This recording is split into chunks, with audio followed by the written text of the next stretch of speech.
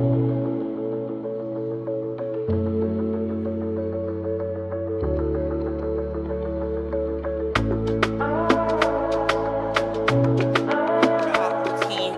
in 8th place, who I really don't think should be in 8th place. I'm going to come out and say it. I'm literally just going to come out and say it. I do not think that the Torrent should be in 8th place. They have not been playing like an 8th place team. No, they just have not. And yet, they find themselves at the bottom of the pile in 8th place. It's crazy. It's crazy. We're going to go through the numbers anyway, so let's just do that now.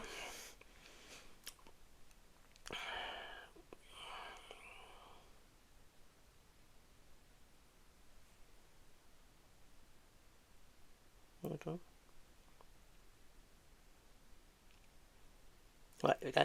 So in 8th place we have the Seattle Torrent. So after 14 games played, the Torrent currently have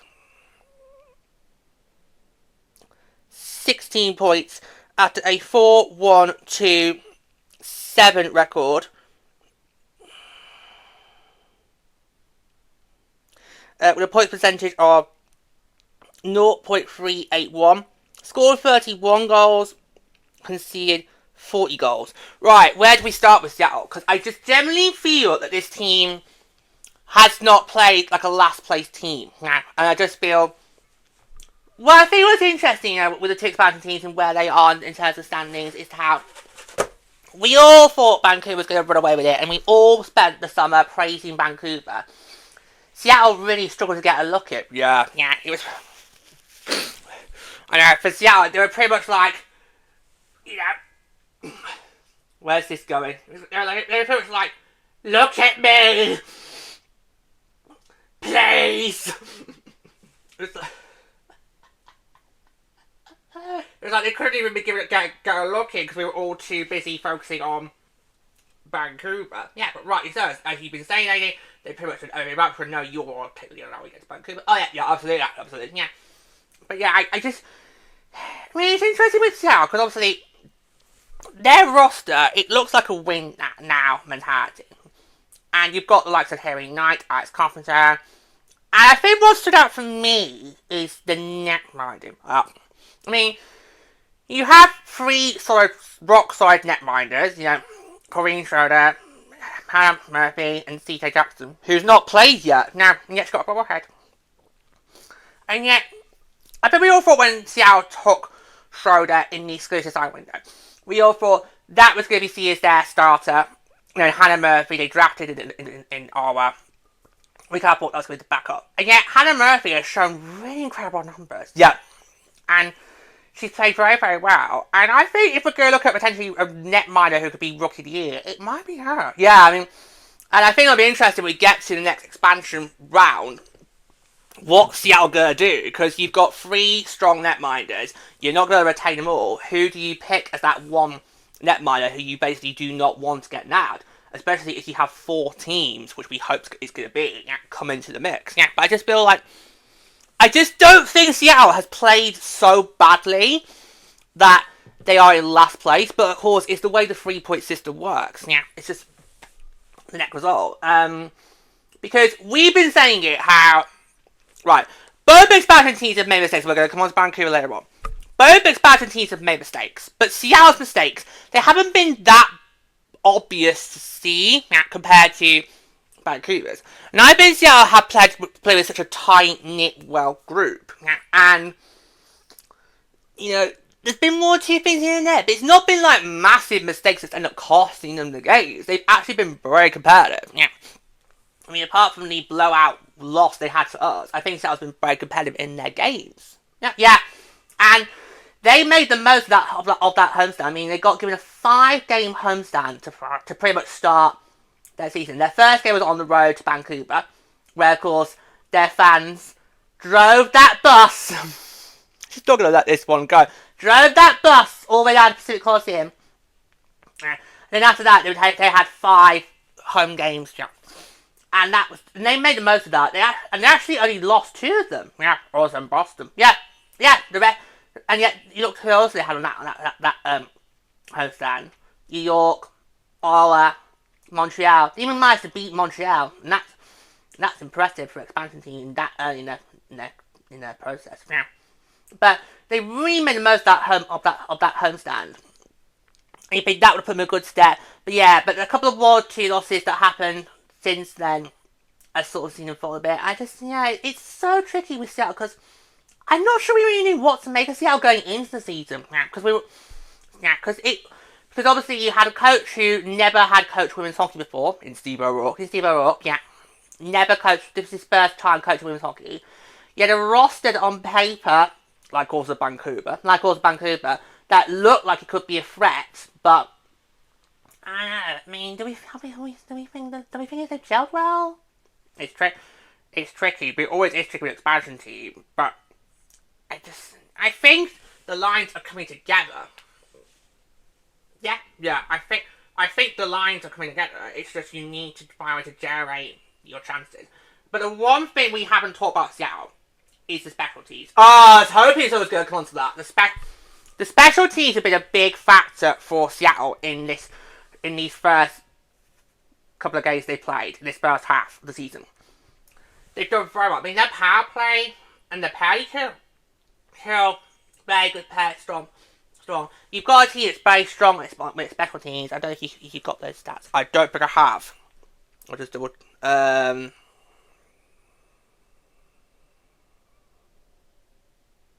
No, I don't have those stats. Okay. But we do want to mention, obviously, Seattle is very strong with special teams. And that should be really good. Because if you can work out the special teams right now, then you're going to be a good stead in the next couple of years. Because obviously, special teams can be a huge factor, a backbreaker in this league on any given night, particularly with the penalty kill. Because your penalty kill can be clicking and can find ways to score the jailbreak goals, then... And Seattle did get one of those. They did. They did get one quite early in the homestand. Rightly, so they've already had that. I'm not sure Vancouver's got their first jailbreak goal yet. I don't know what. Look up. But so you're right. Special teams have been a huge, big boost for Seattle. And I think that's really good that they've managed to find a way to work out the special teams already, which is really going to help them in the long run. Particularly, if you want to then potentially make a playoff push, you're going to need to work on your special teams now and get those sort of stabilised, and then you can literally be... Because remember, last year, T.O. I know you're going to welcome this, but I'll just quick T.O.'s power play was a huge factor for them last year to get them in second place. Every time somebody took a penalty against T.O., you just fear that they were going to then score on that in power play. And I feel like with Seattle, that's kind of how I feel right now with their specialties. Is that whether it's the power play or the penalty kill, you've got to be strong against the Torrent, otherwise they're going to make you pay on the special teams department. And I think that's really impressive for expansion teams like Seattle to have got that figured out now, when some of the overall 6 teams, they're not really doing well on the special team. I mean, look at New York, dreadful on the power play. You look at us, dreadful on the dreadful in special teams, full stop, which we'll come on to a bit more later on. But all in all, I actually feel like the Torrent are showing progress, which is why I don't like that they're there in the basement. I don't think that's where they belong. What hero do you think should belong in the basement? T.O. belongs in the basement, which we'll come on to next. Anyway, but I just feel like I look at these first 14 games for the Torrent, I think you've played really well. If you combine the losses together, that's only hold on, 9. So that's only 9, and some teams have got more losses. I'll let you try and work it out. So Seattle have a combined 9 losses so far. And it's not really as bad as it looks, but I just feel like, they're showing signs of promise a lot more than the Kraken had in there. If we're going to compare NHL to NHL. Kraken and their knockout season were a complete mess. Yeah, you just didn't know what identity they had. Yeah, and then obviously they turned it around the following season, but then obviously then went back to old habits. Yeah. With the Torrent, I feel like the identity has already been established. Yeah. We're going to be a team that's going to be threatening on the specialty department. They've already got this identity established, and I feel like they're showing promise. They're showing signs of promise, and the mistakes they make, they're actually only tiny compared to what we've seen elsewhere across the league so far this first half. Yeah, so I just feel like it's a real shame the Torrent are where they are in the standings because they don't belong there in the standings. If you get what I mean? Yeah. You could make the argument for some of the other teams above them who actually should be below them, and I think we're going to come on to it next. Yeah. But I think Seattle has shown promise, and if they could make the most of the second half, then they could finish strong. Maybe not. I don't think playoffs now feels realistic for either Seattle or Vancouver. No. I think it's a fight between. The current top five. Right. I think right now it's currently one of the top five who are going to be in the mix of World Cup. The bottom three, so that's Seattle and then obviously Vancouver and Toronto. No, I don't think so.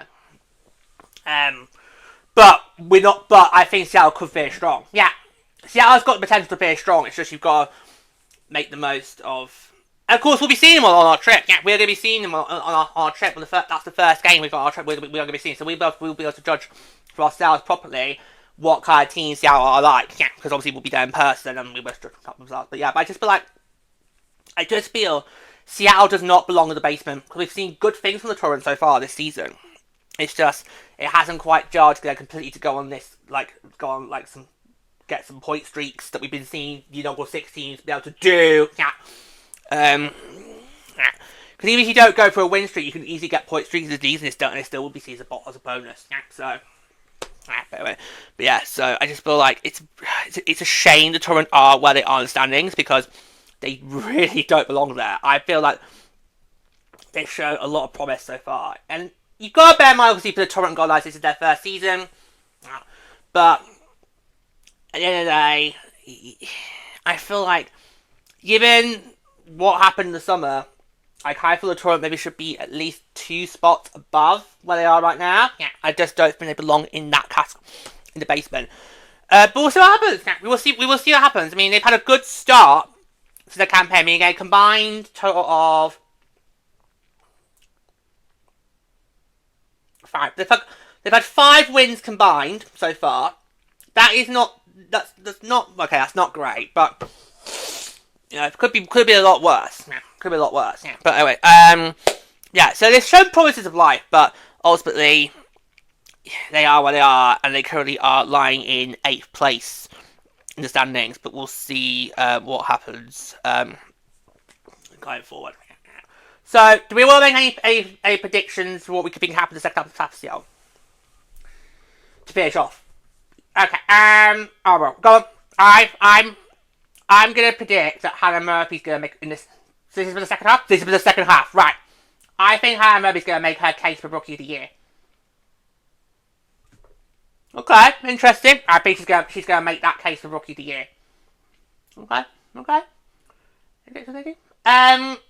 I'm predicting some more road wins. Obviously, we need that for both Seattle and Vancouver, but I think Seattle's got a better chance to do it than Vancouver. So I want to see them improve better on the road, because we know how good they are on home ice. I just think they need to see them do better on the road. That's the same. Okay. You go. For me, I'm going to predict some more offense, particularly that special teams, because obviously we saw it in their last game before. We saw it in their last home game before the Olympics. They can get 5-6 plus goals. So they have got the offenses there. It's just I don't think it's been unleashed yet. So for me, I'm predicting to see more offense from Seattle going into the second half of the season.